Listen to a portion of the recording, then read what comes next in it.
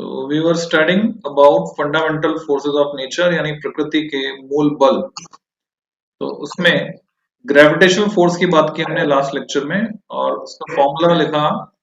ये होता है F G equal to minus G M one M two upon R square, जहां पर एम वन एम टू दो ऑब्जेक्ट्स के मासेस हैं, उनके बीच की डिस्टेंस आर है और कैपिटल जी है यूनिवर्सल ग्रेविटेशनल कांस्टेंट, जिसकी वैल्यू कैवेंडिश ने डिटरमाइन की थी, जिसकी वैल्यू होती है 6.67 इंटू 10⁻11 न्यूटन मीटर स्क्वायर पर किलोग्राम स्क्वायर।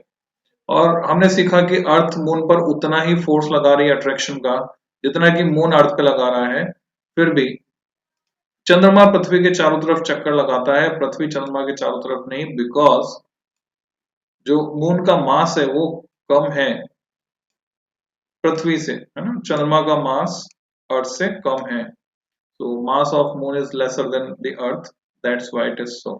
इसलिए चंद्रमा चक्कर लगाता है, पृथ्वी चक्कर नहीं लगाती है। so इसके आगे आज अगले फोर्स की बात मैं कर रहा हूं जो कि सिमिलर फॉर्मेट का है। so now today we'll discuss about electromagnetic force।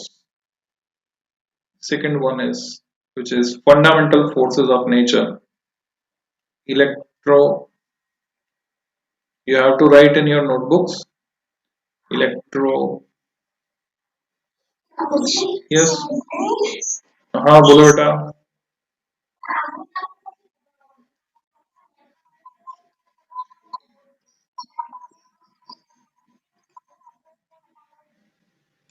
वो तो लास्ट टर्न पे पढ़ा था ना तुमने।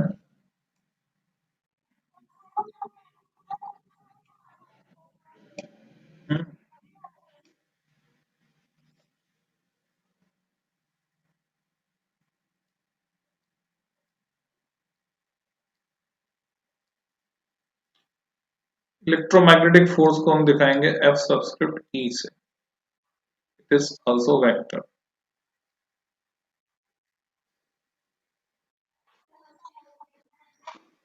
ओके, लिख लो आराम से।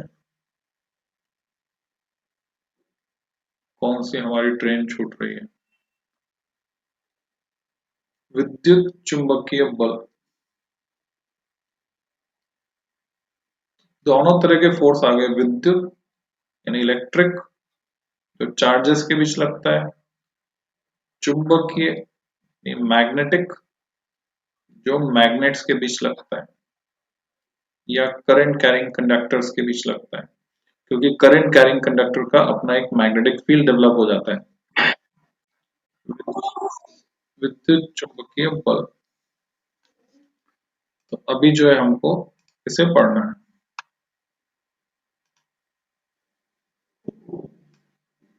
So, let's start with electromagnetic force, what it is, and how does no say how does similar or have dissimilarity with gravitational force. We learned that in this lecture. So, who discovered this force? जैसे तुम लोग को पता है gravitational force की खोज किसने की थी, उसका फॉर्मूला किसने दिया था? न्यूटन ने। पता है सबको? तो इलेक्ट्रोमैग्नेटिक फोर्स की खोज किसने की, किसने फॉर्मूला दिया? फॉर्मूला सिमिलर है बच्चों। फॉर्मूला अगर मैं लिखता हूं, you can directly learn the formula. F equal to, there is a constant, ये है सिंबल स्मॉल के। स्मॉल के से हम एक कांस्टेंट को दिखाते, जैसे वहां कैपिटल जी से दिखाया था वैसे यहाँ स्मॉल के से दिखाते हैं। m1 m2 था वहां पर बच्चों, यहाँ पर होता है charge q1 and charge q2। वहां पर भी इनवर्स स्क्वायर लॉ था, inversely proportional to R square. यहाँ पर भी वही है, inversely proportional to R square. वहां एक माइनस साइन था, तो तुम्हें समझना होगा कि जो माइनस साइन है, this negative sign in this formula, this minus sign indicate that force is of attraction only। Minus sign, negative sign क्या इंडिकेट कर रहा है? तो बच्चों नेगेटिव साइन इंडिकेट कर रहा है force is of attraction only. Negative sign indicates दर्शाता है, दिखाता है, दर्शाता है, इंडिकेट्स दैट ग्रेविटेशनल फोर्स जो है सिर्फ अट्रैक्शन का हो सकता है, रिपल्शन का नहीं होता है। F ji is of attraction, nature में अट्रैक्टिव होगा बस, अट्रैक्शन ओनली, ये दर्शाता है।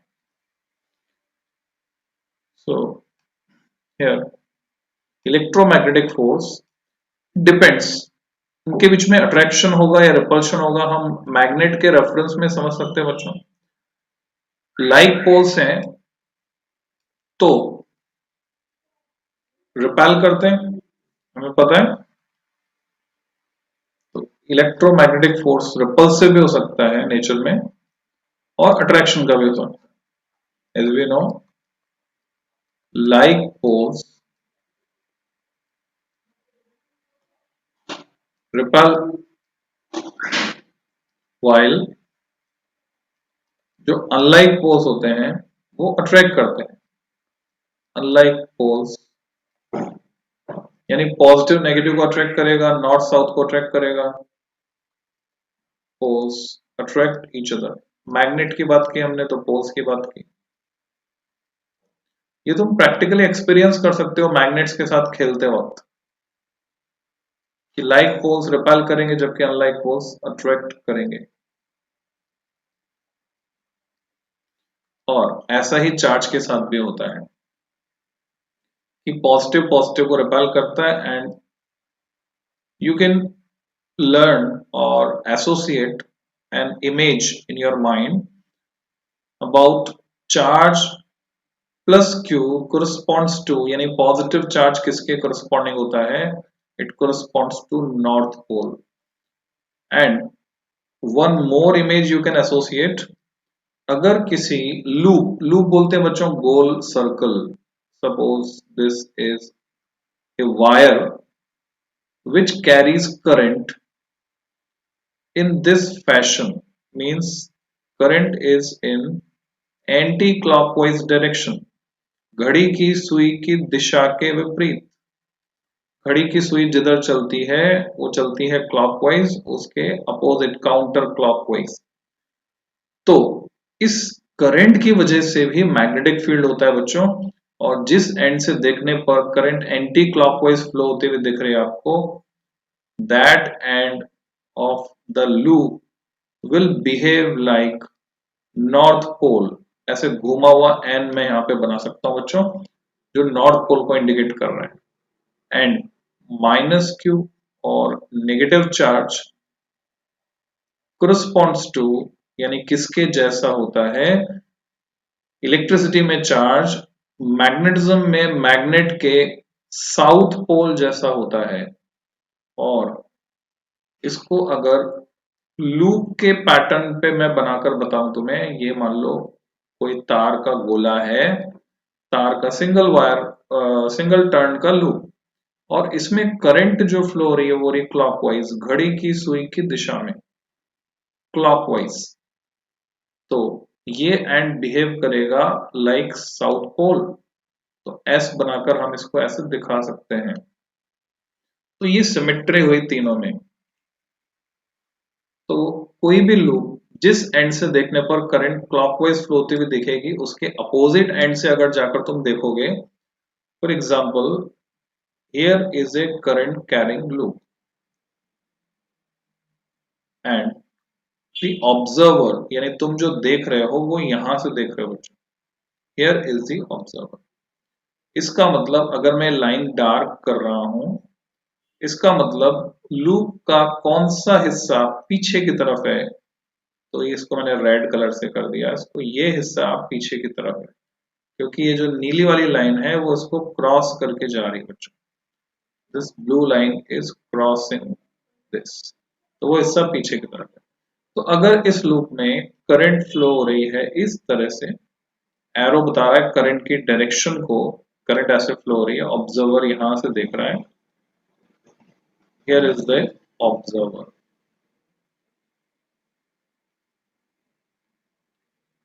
ठीक है, पसंद आया ऑब्जर्वर तुमको? तो इस ऑब्जर्वर को करंट किस डायरेक्शन में फ्लो होती हुई दिखेगी? बोलो, क्लॉकवाइज या एंटी क्लॉकवाइज? घड़ी की सुई की दिशा में या घड़ी की सुई के विपरीत दिशा में? बताओ कौन बता रहा है? कुछ तो बोलो, चुप्पी तोड़ो। घड़ी अगर यहां पड़ी होती, हाँ, जस्ट इमेजिन, घड़ी अगर यहां पड़ी होती तो किस तरह से चल रही होती? सुई, सुई चल रही होती क्लॉकवाइज, जबकि ये एरो क्या बता रहे हैं? उसका उल्टा, एंटी क्लॉकवाइज। एंटी क्लॉकवाइज मतलब ये एंड मैग्नेट के कौन से पोल की तरह बिहेव करेगा? एंटी क्लॉकवाइज मतलब north. Do you get it? Does it make sense to you? और सब कुछ ऊपर से गया बच्चों?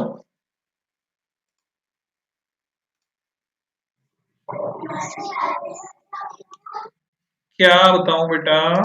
कौन सी चीज? देखो, diagram is self explanatory.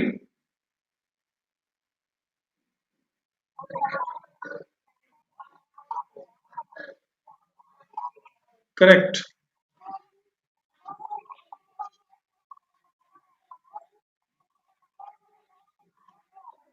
Okay, no problem at all. तुम रिकॉर्डिंग भी देख सकते हो, और तुमने मैग्नेट्स के साथ खेला होगा बचपन में। मैग्नेट्स हैं तुम्हारे पास, मैग्नेट से खेले हो? Every magnet has two poles. Every magnet has two poles. Do you know about that? Okay, I can show you.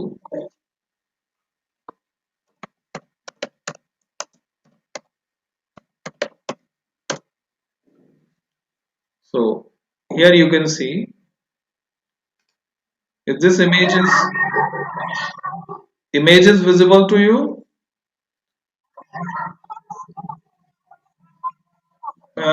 Flat flat जो है ये ऊपर जैसे फ्लैट है, वो साउथ हुआ तो दूसरी तरफ वाला नॉर्थ होगा, ऐसा होता है।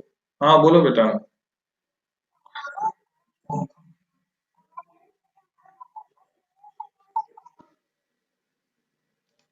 लेफ्ट क्या?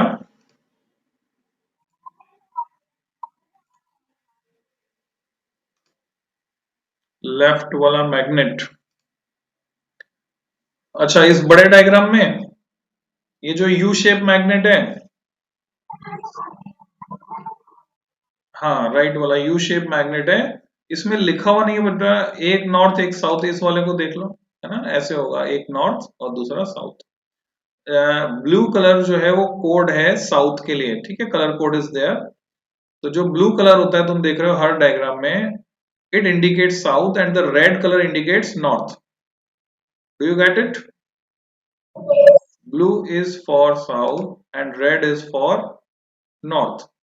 तो आयरन फाइलिंग्स जब रखते हैं तो दोनों पर ही चिपकती है, पोल्स पर ज्यादा चिपकती है, and it is because of electromagnetic attraction. Okay, it is because of electromagnetic attraction. तो तुम देख रहे हो नॉर्थ, रेड वाला पार्ट ब्लू वाले पार्ट को अट्रैक्ट कर रहा है, यानी नॉर्थ इज अट्रैक्टिंग साउथ। पर अगर लाइक पोल्स होंगे, नॉर्थ नॉर्थ को रिपेल करेगा, ऐसा होगा। और इसी तरह से सिमिलर चार्जेस के साथ होता है। चार्जेस के साथ कैसे होता है वो बता देता हूं बच्चों।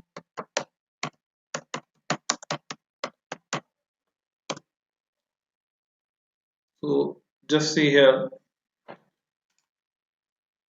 one is positive, another is negative, so they will attract each other. इनके बीच में अट्रैक्शन का फोर्स होगा।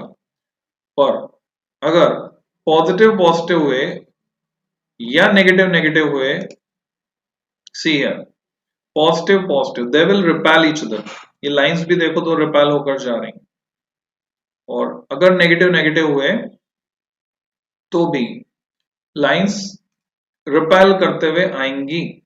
यहां तुम देख सकते हो नेगेटिव नेगेटिव है, लाइंस आती हैं नेगेटिव में, पॉजिटिव से जाती हैं। इन लाइंस को कहते हैं फील्ड लाइंस। अगर ये चार्ज है तो इलेक्ट्रिक फील्ड लाइंस, और अगर ये मैग्नेट होता है तो मैग्नेटिक फील्ड लाइंस। पॉजिटिव से लाइंस बाहर निकलती हैं और नेगेटिव में लाइंस अंदर की तरफ आती हैं, ऐसा होता है। तो like poles repel each other, ये यहां पर तुम देख रहे हो correspondence. Positive corresponds to north and negative corresponds to south. तो कुछ कुछ समझ में आया होगा तुमको।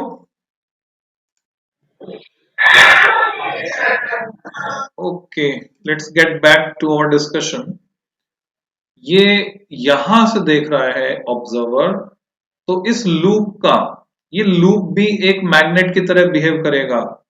कैसे लूप मैग्नेट की तरह कैसे बिहेव करेगा वो समझो।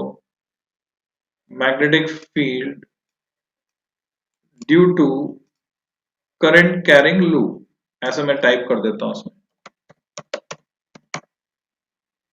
Magnetic field due to current carrying loop.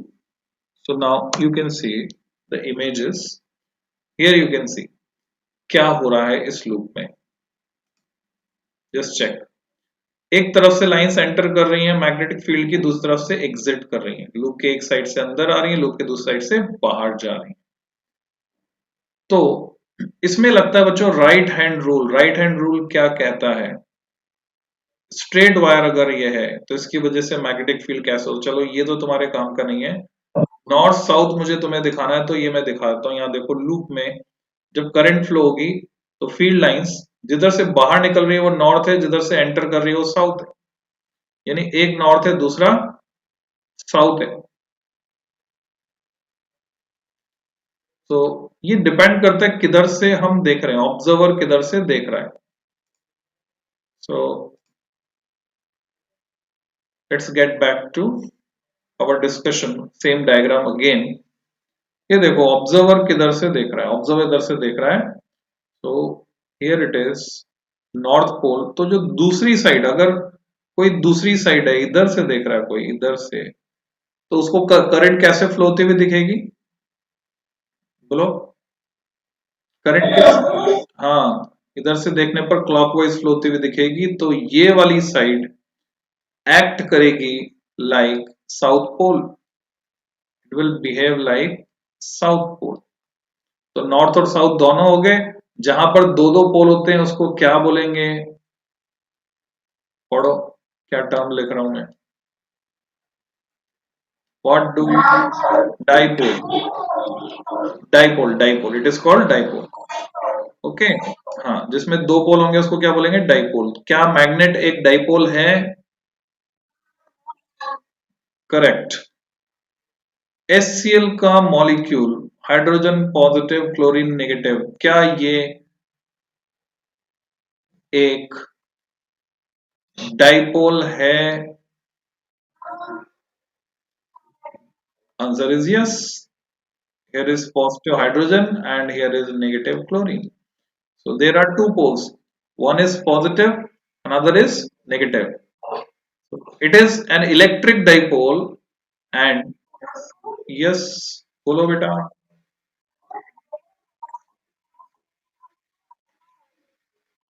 not possible.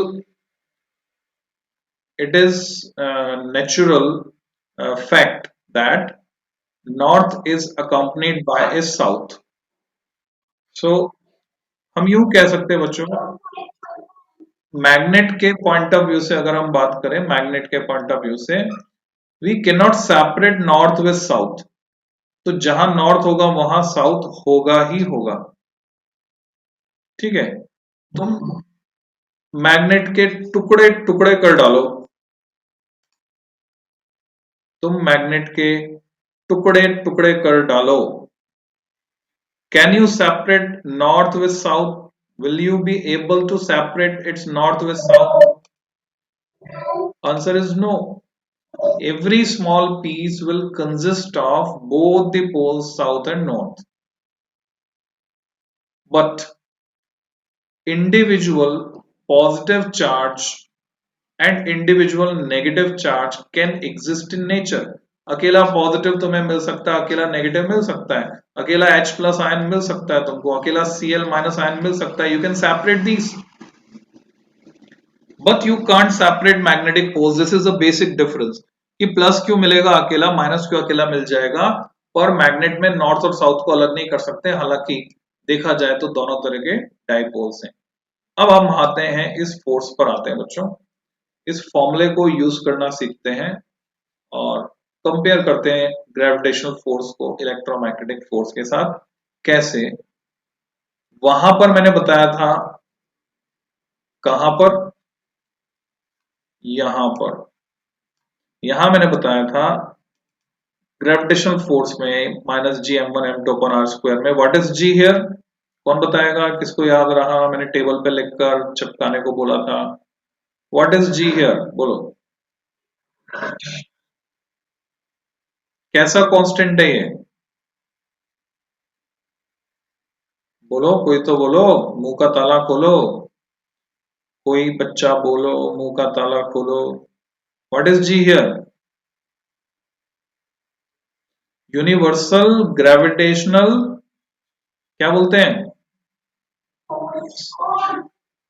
Universal gravitational constant. Constant का मतलब जिसकी वैल्यू फिक्स है, इसकी वैल्यू फिक्स है। और यूनिवर्सल क्यों बोला, पूरे यूनिवर्स में फिक्स है, तुम ब्रह्मांड में कहीं पर भी चले जाओ, इसकी वैल्यू में कोई चेंज नहीं होने वाला है। It will remain 6.67 into 10 power 11 newton metre square पर kilogram square. Do you got it? Okay, so G की वैल्यू कौन से साइंटिस्ट ने डिटरमाइन की थी, किसने पता लगाया था जी की वैल्यू का, who determined value of G, Cavendish, very good, Cavendish. Can you name the apparatus which was used by Cavendish? Do you remember that name of the apparatus?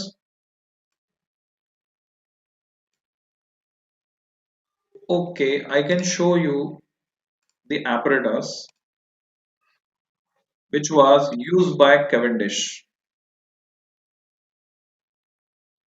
अरे भाई, oh, apparatus named torsion balance।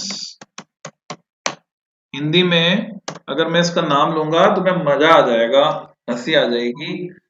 इसको कहते हैं मरोड़ी तुला। क्या कहते हैं, balance यानी तराजू, तुला, और टॉर्जन यानी मरोड़, जैसे पेट में मरोड़ लगते हैं, मरोड़ी तुला। सो बच्चों, here is the apparatus torsion balance, you can see here।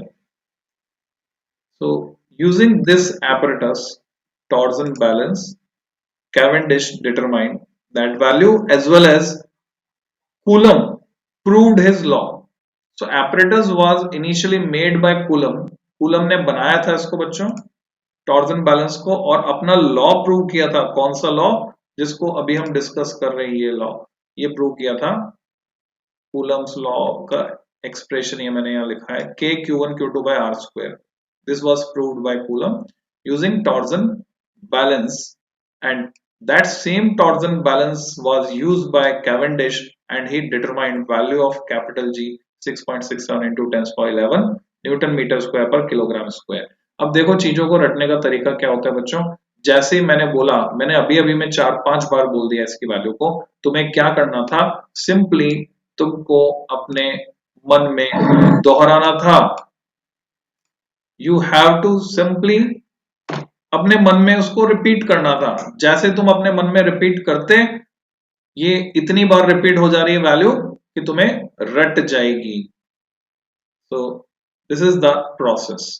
So let's get back to our discussion. Here हम बात कर रहे हैं इलेक्ट्रोमैग्नेटिक फोर्स, विद्युत चुंबकीय बल की। यहां पर अगर तुम दोनों में सिमेट्री देखो, फॉर्मूले के फॉर्मेट में देखो, यहां माइनस है, एफ जी में दिख रहा है सबको, यहां एफ में माइनस है क्या, क्यों, why it is so, here is the reason। हाँ, वेरी गुड। यहाँ पर रीजन इंडिकेटेड है। ग्रेविटेशनल सिर्फ और सिर्फ अट्रैक्शन का होता है, नेगेटिव साइन रिप्रेजेंट्स अट्रैक्शन। यहाँ पर नेगेटिव आ सकता है, पॉजिटिव भी आ सकता है, वो कहां से आएगा? That sign will be determined by the sign of these charges. Q1 and Q2 will determine that. जैसे अगर दोनों ही पॉजिटिव पॉजिटिव मैंने यहाँ रखे, प्लस क्यू, तो तुम जानते हो plus into plus is plus और माइनस। Very good. तो plus into plus is plus, तो force will be of repulsion. यहाँ पे प्लस साइन बचेगा, Q1 की जगह प्लस Q1, Q2 की जगह प्लस Q2 रखा तो। पर अगर मैंने Q1 की जगह प्लस Q और Q2 की जगह माइनस Q रखा तो plus into minus is minus. तो there will be a negative sign which will represent that they will attract each other। तो प्लस क्यू माइनस क्यू को अट्रैक्ट करेगा। फोर्स के सिंबल से हमको यहाँ साइन से पता चल जाएगा कि फोर्स की कैलकुलेशन में साइन क्या आ रहा है। अगर यहाँ साइन नेगेटिव आएगा, प्लस को माइनस से मल्टीप्लाई करते हैं तो माइनस आता है, प्लस को प्लस से मल्टीप्लाई करते हैं तो प्लस आता है, माइनस को माइनस से मल्टीप्लाई करते हैं तो प्लस आता है। Minus into minus is plus. Do you know, all of you know that fact, this fact, कि माइनस इंटू माइनस प्लस होता है? सबको पता है बच्चों? ओके, तो माइनस इंटू माइनस प्लस होता है, तो इसी के बेसिस पे हम क्या कह सकते हैं? माइनस क्यू को रिपेल करेगा। जैसे मैंने अभी डायग्राम दिखाया था, तो माइनस क्यू को रिपेल करेगा। तो अब यहां देख रहे हैं हम कि जैसे यहां आर स्क्वायर था, यहां पे भी आर स्क्वायर है। दिख रहा है तुमको? एफ जी में एक्सप्रेशन में आर स्क्वायर, एफ ई में भी आर स्क्वायर। इसका मतलब दोनों ही डिस्टेंस पर सिमिलर वे में डिपेंड करते हैं, inversely proportional to R square कहते हैं इसको। ठीक है? कैसे लिखा था कल का, याद दिला देता हूं मैं जो लिखा था हमने। मैंने ऐसे लिखा था बच्चों कल, एफ प्रोपोर्शनल 1/r²। ठीक है? पुरानी रिकॉर्डिंग देख लेना, जिसका भी छूटा हुआ है पुरानी रिकॉर्डिंग। तो इसको हम क्या बोलेंगे? देखो ये जो सिंबल है इसको बोलते हैं proportional. This symbol is proportional. अब ये प्रोपोर्शनल का मतलब क्या होता है?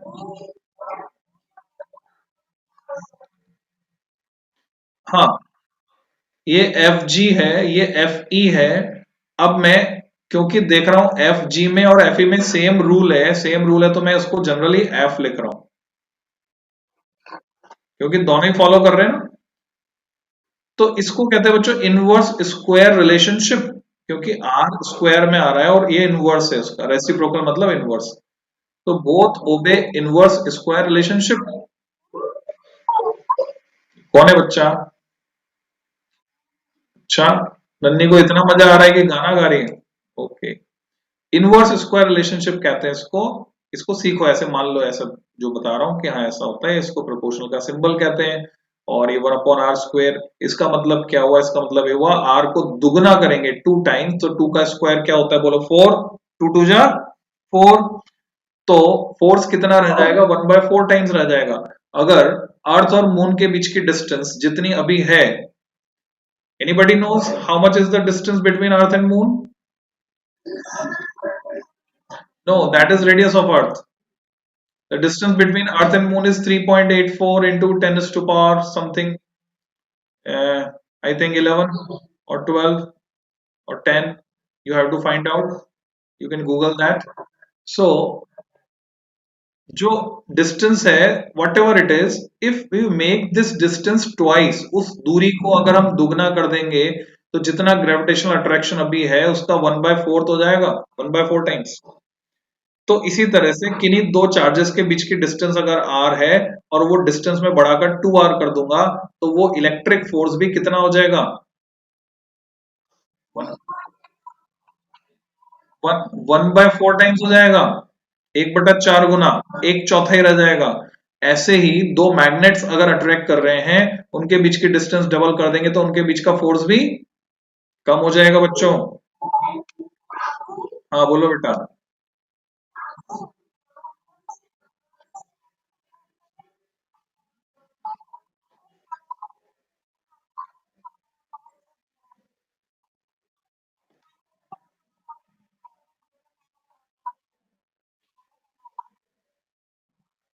ओके,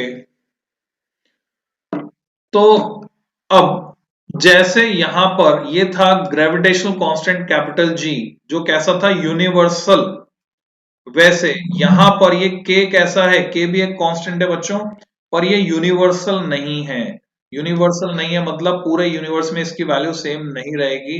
इस k की वैल्यू होती है, ये भी तुम्हें अपने टेबल पर लिखकर चिपका लेनी है कागज पर, 9 × 10⁻⁹ एंड यूनिट यूनिट निकालने का तरीका क्या है, अगर मैं इस फॉर्मूले को k के फॉर्मेट में कन्वर्ट करता हूं तो मैं k को क्या लिख सकता हूं, देखो पहले कल सिखाया था, एफ ई ऐसा का ऐसा, आर स्क्वायर नीचे से ऊपर जाएगा, it get multiplied, F into R square, Q1 Q2 नीचे जाएगा डिनोमिनेटर में।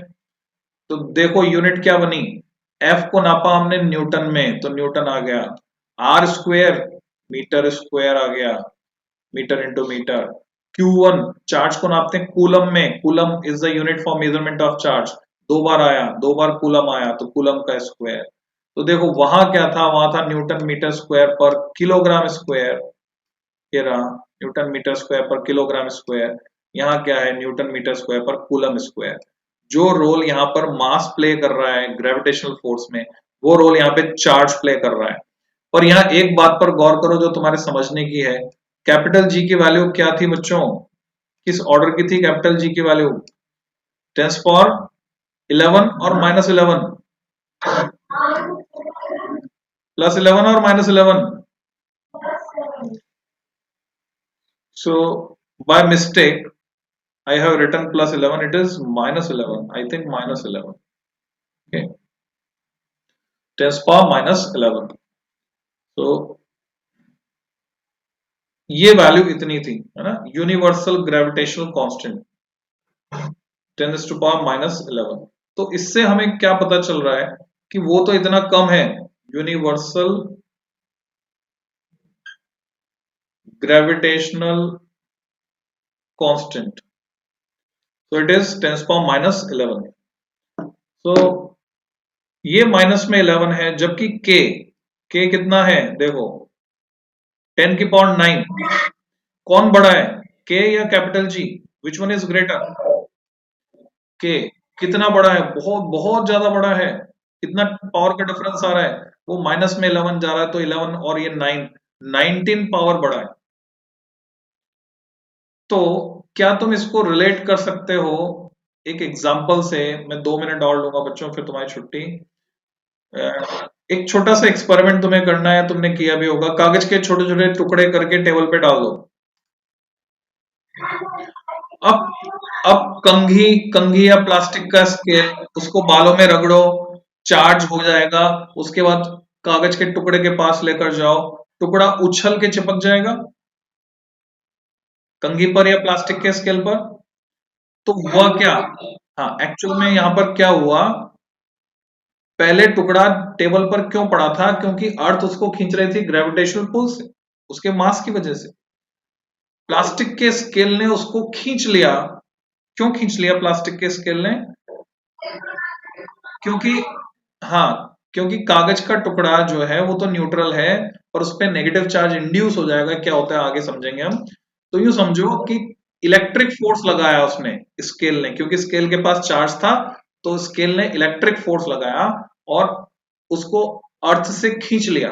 तो इतनी बड़ी पृथ्वी, अर्थ इज ह्यूज, इतनी बड़ी पृथ्वी उस कागज के टुकड़े को रोक कर नहीं रख पाई, उस छोटे से स्केल ने अर्थ से छीन लिया उसको। डज इट मेक सेंस, क्यों छीन लिया, क्यों छीन लिया,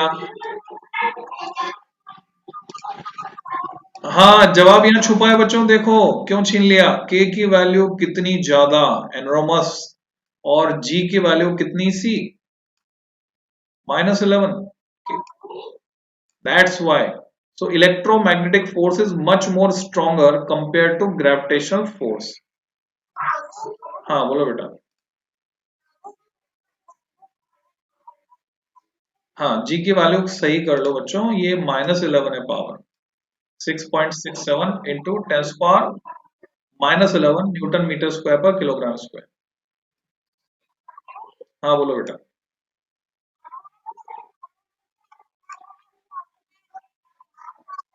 हम्म। हाँ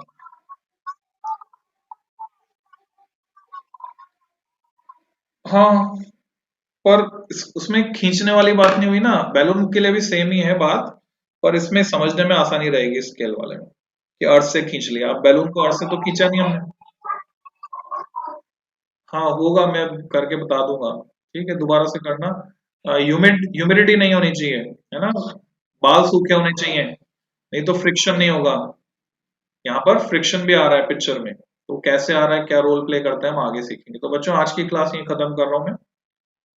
हमारे कोई भी सवाल है तुम पूछ सकते हो, नहीं तो तुम